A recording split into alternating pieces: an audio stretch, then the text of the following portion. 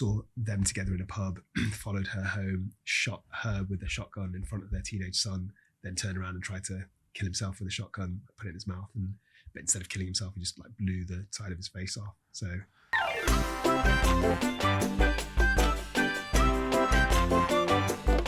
It's like, because later on we're going to be talking about Sohom's like biggest sort of craziest cases and stuff, but I just want to just like right off the bat just say, give us an example of like some of the stuff you'll be tackling. Okay, just if a that brief. Makes sense. Okay, yeah, I can do that. 3.5 minutes to ask that one question. We're getting good at this. It's only been 5 years. 400 episodes, and that's how I are. Sorry, go. Okay, I can't narrow it down to one, but I can give you a very quick summary of a few of them. Is that right? Yeah. Okay, so one that I've made videos about that really sticks in my mind simply because I've had very similar cases to her is a woman called Andrea Yates. This is a tragic case. I probably should give a viewer discretion warning to your viewers. So she, in 2001, I believe, in Texas, she killed her 5 children. She was completely psychotic. She had a history of mental illness. She had schizophrenia. There was loads of really bad treatment that she got from her previous psychiatrists. They basically didn't take her concerns or her presentations particularly seriously. They made stupid decisions like taking her off medication without like doing any follow-up to check how she was. And she became psychotic and she drowned and killed all of her children individually.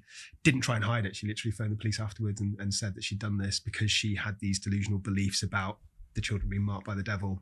And I've seen I'd say actually 3 cases very similar to that in my career. I haven't killed 5 children, but I've killed 1 kid each. So that is something that really sort of sticks in my mind is kind of that's the reason that I do what I do, because when you've got somebody that's that vulnerable, that's that mentally ill, right? Obviously there needs to be consequences. They need to go into hospital. I'm not saying they should be released, not, but I also don't think they should go in prison because she's mentally ill. She needs like treatment. She is suffering from symptoms that can be relieved. And I think as a society, we have an obligation to try and treat that. So that's one that jumps out to me. Anders Breivik, so you know the guy. Know the name. In Norway. Yeah. The reason I find him fascinating was because there's a bit of a schism between psychiatrists of what his diagnosis is. So some people say that he doesn't have any sort of psychotic illness. So he's not out of touch with reality. He's just a nasty piece of work. Probably got a personality disorder, but he's not, he knew what he was doing. Whereas other interestingly, when he was initially assessed, the 2 psychiatrists, I believe it's 2, from Norway said that he was actually psychotic. He did have psychotic beliefs. And I think, I can't prove this, but I think that that's so unpalatable because what he did was just so horrific that I think the courts basically said, we don't really like that opinion. Let's just get him reassessed until we get the opinion that we want. Oh, really? That's what I think happened because it just seems weird to me that the diagnosis suddenly changed. Right. So I'm fascinated by that case. Obviously, I've never assessed him, but I'd love to just get to assess him in person to see what I think. Did you have any sort of more quote unquote normal jobs before you went into this? So I worked as a junior doctor in a few different specialties. So I did A&E for a year. I worked on medical wards. Before that, I was an auxiliary nurse. So I did that in the holidays for money. So just like, I think they call them healthcare assistants now. I've worked in a pub for the summer before I went to uni, and that's the only jobs that I've done. Yeah. See, this is what fascinates me because you deal with such extreme and complex cases now. Like, how do you become sort of battle ready, if you know what I mean, from going from a pub and being a junior doctor to then sitting down with these criminals that have committed such sort of like heinous crimes? Yeah. I'm not sure there's really an answer to that. You just got to have a certain disposition, I think is fair to say. So I think that a lot of doctors are not particularly that interested in psychiatry because it feels probably wishy-washy compared to something as very kind of regimented and clear as surgery or medicine, number one. And then forensic psychiatry, I'd say, is even harder, is even more kind of Marmite because you're dealing with damaged and sometimes angry, aggressive people. So you have to have a certain disposition to be able to kind of face that in the first place. Aggression from the individuals, but also knowing the heinous things they've done, from killing strangers to sexually abusing children. So to answer your question, you've got to be sort of ready for that. And I suppose because I get to read all the case notes and everything, I kind of know what's happened to a degree. Does that make sense? I'm not completely blind when I'm going into an assessment. I know what they've done. Yeah. It's not like I find out when I see them face to face what they've done. I've already got all the details in advance. Is it then hard to remove your personal sort of emotions when you meet someone? Like, before you answer that, actually, Sohom, if somebody gets like a not guilty but by reason of insanity, is that is that them getting a lesser sentence then, sort of thing? No, not quite. So that is one of the exact psychiatric defences that I give evidence for, and it is very rare. That's the first thing I'd say. So probably when I'm asked to assess it, I probably only agree with that defence in maybe 5-10% of the cases. So the vast majority of the time, I say that psychiatric defence isn't open. But no, so it means that you're not guilty in the eyes of the law. But if you've done something, if you're still risky, if you're deemed to be a risk, so I already mentioned, I've assessed women who've killed their own children, then they would be, upon my evidence, they'd be sectioned to a mental health unit, so a secure hospital. So you're not guilty, so it doesn't go on your medical records. You don't technically get punished, but you get sectioned to a hospital for long-term rehabilitation. And the amount of time you're in hospital is completely up to the forensic psychiatrist who looks after you. So if you get better really, really quickly, potentially could be released within a year or two. If you've got, like Andrea Yates, a good example, she's got a really treatment resistant disorder. So even after years and years of medication, she's not improved very much. So she's been in since 2001. And in fact, as a bit of an aside, she actually could have been released a couple of years ago, but she asked to stay in, I think probably because she's got all these guilty feelings and doesn't want to be let out in the community. But the point I was trying to make is that the length of stay in one of these hospitals is completely unrelated to a sentence for punishment. It's all to do with how quickly you're rehabilitated. Wow, I found it fascinating, don't you? Yeah. What's the toughest moment you've experienced in the courtroom? No, that was what I was going to ask you, wasn't it? So is it hard to leave your emotions at the door when you're meeting people like this? Because you know how you hear child killer, you instantly you feel all these negative connotations to that, which is correct way to feel. But can you park them and go in with your work mind? Yeah. The honest answer is I think I'm exceptionally good at separating those two things. And I don't think the logical thing would be to say that, I've been doing this for years and I've become hardened. That's not actually the truth. The truth is I've always been able to do that. I've always been maybe very mildly psychopathic. So I'm just able to, I don't get bothered emotionally by things. I don't get easily stressed out. I don't have that much of a fear response, I think. And so that's one thing. That's my natural personality. The other thing is I'm very clear in my mind what my role is, right? So my role is never to decide if somebody's guilty or innocent. It's only to help the court understand their psychiatric problems. Mm-hmm. So do they have a mental illness? Yes or no? If they did they have symptoms at the time of the killing or whatever the offence is? Yes or no? If they did have symptoms, did it affect their criminal culpability? So did they know what they were doing or not? Yes or no? And if they're not criminally responsible, then what kind of hospital do they need to go to? What level of security? I have to make those decisions. Outside of that, I am very aware that nothing else is up to me, right? So because I know that, and I go into an assessment thinking that, I don't perseverate on the horrific things they do. I have faith in the court system that the judge will do his job and the jury will do their job.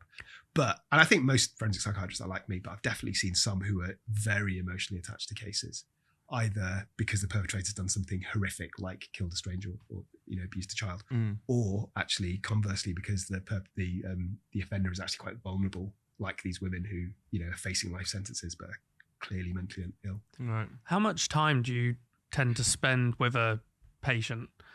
Like, are you with them for quite a long period, or do you just have a set load of questions that you need to get answered and then move on? Yeah, so in the work that I do now as an expert witness, when I assess them for a court report or for evidence, it's a fairly short period of time. I'd say maybe 1 hour for most cases, maybe 2 hours for a murder case, because you just have to go into so much more detail.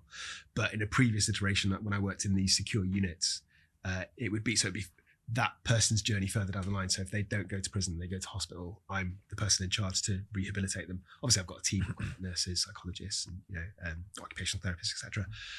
But then you get to know them intimately. So they're on the ward for typically 2, 3, 4 years, sometimes longer than that.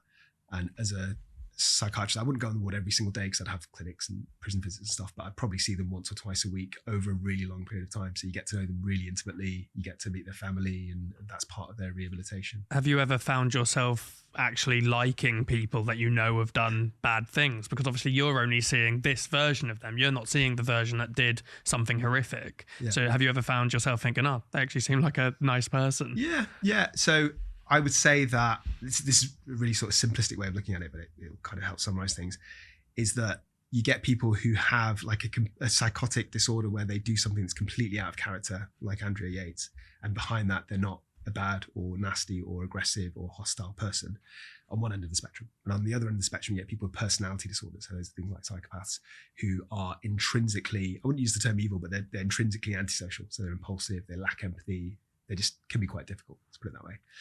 And everything in between.